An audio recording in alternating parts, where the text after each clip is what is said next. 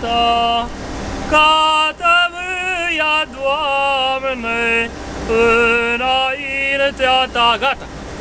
Gata-i! Băi, n-auzi! Băi, diliule!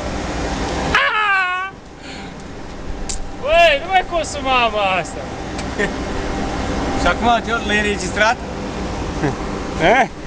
Din sarcina averii pe care o târâm, nimic n-avem să ducem pe celălalt tărâm. Doar ce am trimis înainte, iertând și dăruind, acesta este al nostru și o să-l aflăm curând. Voi, dragoste și milă, voi mergeți numai voi, acolo spre locul unde de toate ajunge goi. Când ne vei pierde toate câte a crezut că sunt, voi să ne fiți avutul cel întrecut și sfânt. Stai cu mea!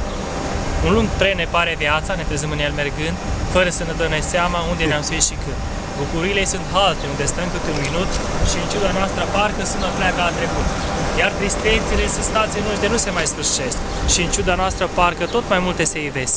Arzători de nerăbdare, înainte tot privim, să ajungem mai degrabă la voință ce-o dorim. Ne trec zilele și anii, clipe scumpe și dureri, noi trăim hrăniți de visuri și setați după plăceri. Dar pe când privim în urmă, plângem timpul ce a trecut, sună în gara veșniciei, am trăit și n-am știut. Gata! Hai, veți ajunge! Nu spui ce dragă!